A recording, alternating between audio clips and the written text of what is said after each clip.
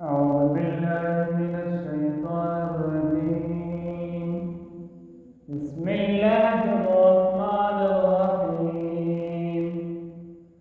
مثل الذين ينفقون أموالهم في سبيل الله كمثل حبة أنبتت 7 سنابل في كل سنبلة 100 حبة والله يضاعف لمن يشاء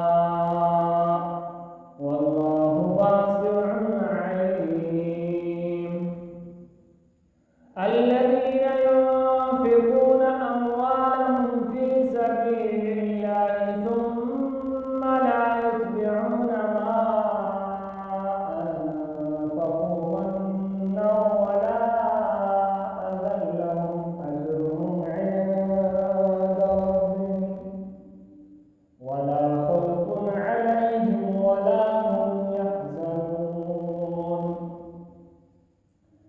قول معروف ومغفرة خير من صدقة يتبعها أذى والله غني حليم.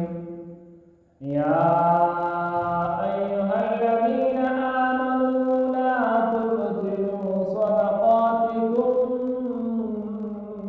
بالمن والأذى كالذي ينفق ماله رئاء الناس ولا يؤمن بالله واليوم الآخر فمثله كمثل صفوان عليه تراب فأصابه وابل فتركه صلدا لا يقدرون على شيء مما كسبوا والله لا يهدي القوم الكافرين. ومثل الذين ينفقون أموالهم ابتغاء مرضات الله وتثبيتا من أنفسهم كمثل جنة بربوة أصابها وابل فآتت أكلها ضعفين فإن لم يصبها وابل فطل والله بما تعملون بصير.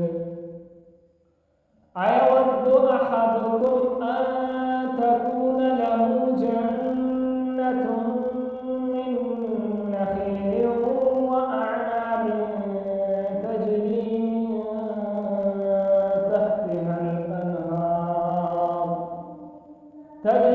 من تحتها الأنهار له فيها من كل الثمرات وأصابه الكبر وله ذرية ضعفاء فأصابه